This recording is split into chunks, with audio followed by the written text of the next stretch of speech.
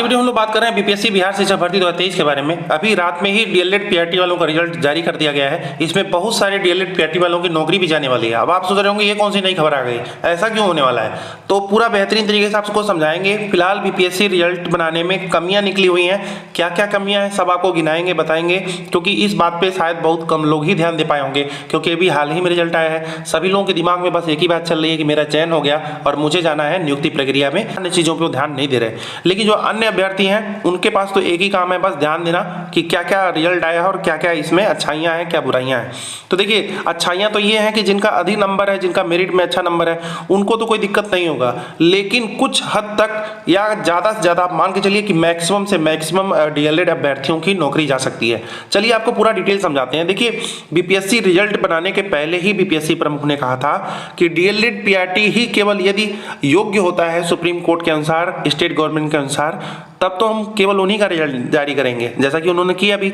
लेकिन बीएड वालों का जो रिजल्ट है हम होल्ड करेंगे, तो उन्होंने होल्ड भी करा, ये बात भी सही है।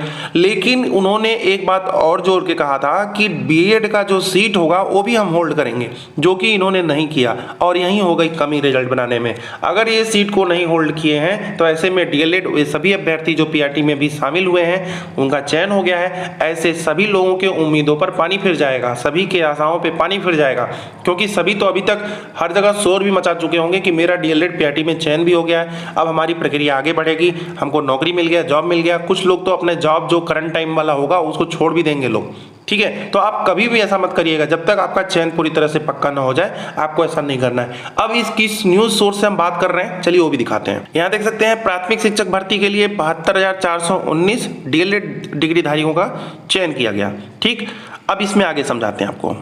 यहाँ नीचे देख सकते हैं सीटों का क्रम यहाँ पे है कि प्राथमिक में कितनी सीटें खाली थीं।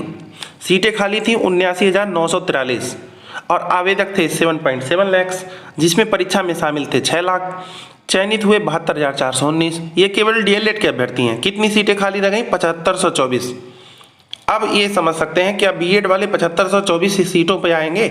ऐसा नहीं है। ये 7,524 बीएड की सीटें नहीं है खाली, और ना ये डीएलएड की हैं। किसकी हैं वो तो हम बताएंगे। साथ ही आपको हम स्पेशली यहाँ दिखा रहे हैं कि 79,000 सीट है और 72,000 चयनित हो गए, यानी कि 7,500 सीट खाली है।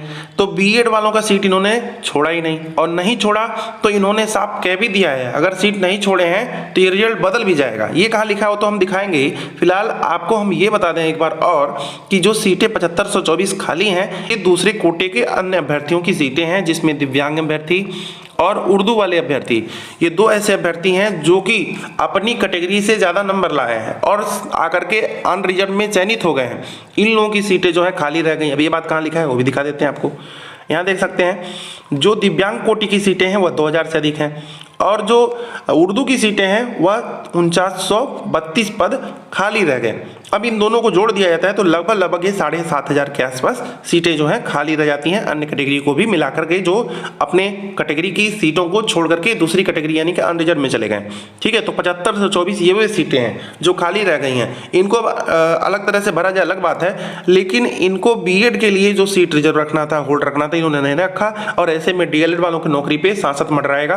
क्यों मंडराएगा? देखिए यहाँ भी लिखा हुआ है साफ साफ, रिजल्ट में भी लिखा हुआ है, जो रिजल्ट आया है। सुप्रीम कोर्ट के फैसले पर बदल सकता है प्राथमिक शिक्षकों का रिजल्ट।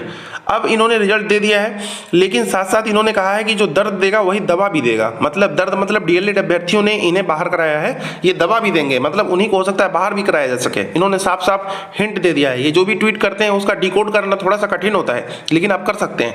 देख सकते हैं बीएड डिग्रीधारी परीक्षार्थियों को मेधा सूची बाहर रखते हुए केवल डीएलएड डिग्रीधारियों को शामिल करते हुए रिजल्ट तैयार करने संबंधी प्रश्न पर कहा जिसने दर्द दिया है वही दवा देगा। बीपीएससी अध्यक्ष ने क्या कहा? पीआरटी शिक्षकों का रिजल्ट पूरी तरह से औपबंधिक है। औपबंधिक मतलब ये टेम्पररी है, फाइनल नहीं है।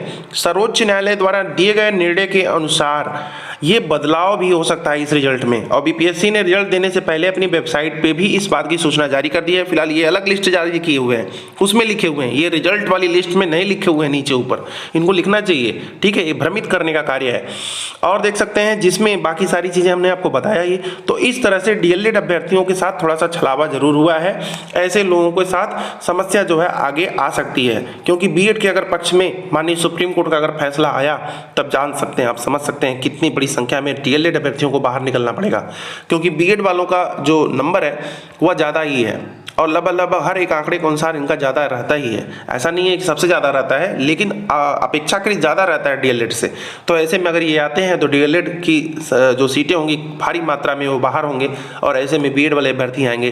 तो ये बात पहले से ही आपने इस बात का सुझाव ले लिया है बीपीएससी से। बीपीएससी इस बात को आश्वस्त करना चाहती है और जैसे ही आपको पक्का हो जाए कि बीएड पीआरटी में नहीं आएंगे तब जाकर के आपको कंफर्म हो जाना है कि आपकी नौकरी एकदम पक्की है। बाकी कुछ और जानकारियाँ थी चैनल के माध्यम से बताया जाएगा। अभी बस इतना ही, धन्यवाद।